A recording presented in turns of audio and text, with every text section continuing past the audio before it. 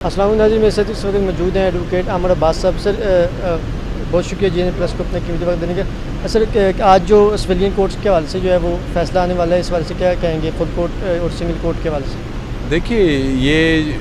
جو کیس ہے یہ اپنے اب ہیئرنگ کے اس مرحلے پہ ہے کہ جہاں آلموسٹ کنکلوڈ ہونے والا ہے، اور ذاتی طور پہ میں سمجھتا ہوں کہ عدالت بھی یہ آبزرویشن دے چکی ہے کہ 2-3 ججز تو آلریڈی اس میں شامل نہیں ہونا چاہ رہے، ایک نے ریکیوز کر دیا ہے۔ تو اس سٹیج پہ اگر کیس کیونکہ فنڈامنٹل رائٹ سے متعلق ہے، سٹیزنز آف پاکستان کے بنیادی حقوق کی بات ہو رہی ہے، تو جو بات تھی کہ اگر تو انیشل سٹیج پہ یہ بات کی جاتی تو شاید عدالت اس طرف دیکھتی، لیکن میں نہیں سمجھتا کہ اس چیز کو اس سٹیج پہ انٹرٹین کیا جا سکتا ہے۔ بہرحال فیصلہ آنا ہے، عدالت جو بھی بہتر سمجھتی ہے، لیکن اس سٹیج پہ اگر فل کورٹ کی بات ہوئی تو پھر یہ معاملہ ڈیلے ہو جائے گا اور یہ لمبا ہوتا جائے گا۔ ہاں، اس میں ایک بات جو کی کہ اگر ملزمان جو 102 ہیں انہیں جوڈیشل لاک اپ میں ایک عام جیل میں بھیج دیا جاتا ہے تو یہ ایک ایسی کنڈیشن ہوگی کہ جس پہ شاید جو پٹیشنرز ہیں وہ بھی ایگری کر جائیں اور معاملہ پھر فل کورٹ کی طرف جائے۔ عامر صاحب یہ بتائیے گا کہ اب حکومت کے بھی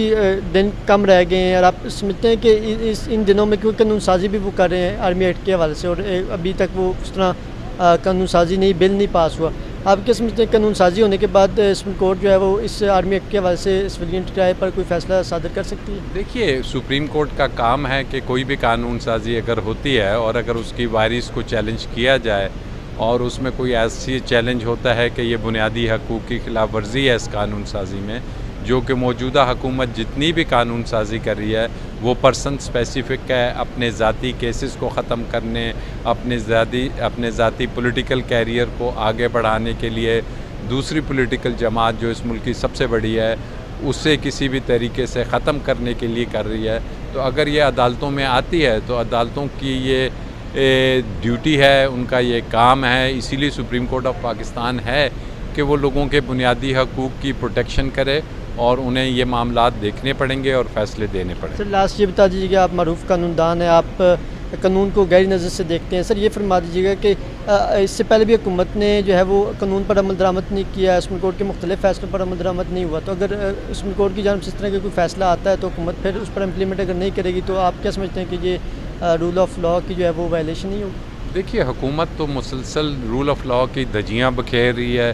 موجودہ پی ڈی ایم کی حکومت نے آئین پاکستان کو اٹھا کے ایک ڈسٹ بن میں پھینکا ہوا ہے، اور سپریم کورٹ کا اب یہ کام ہے کہ وہ اپنے فیصلوں کی امپلیمنٹیشن کرائے، کیونکہ فیصلہ دینا کافی نہیں ہوتا ہے، ایسا فیصلہ دینا چاہیے اور کہ جس پہ وہ عمل درآمد بھی کرا سکتے ہیں، اور اگر سپریم کورٹ عمل درآمد نہیں کرا پا رہی اپنے فیصلوں پہ تو یہ غالباً ہمارے عدالتی سسٹم اور سپریم کورٹ آف پاکستان کی کمزوری ہے، اور حکومت اور پی ڈی ایم تو اس میں خوش ہوگی اور بغلے بجا رہی۔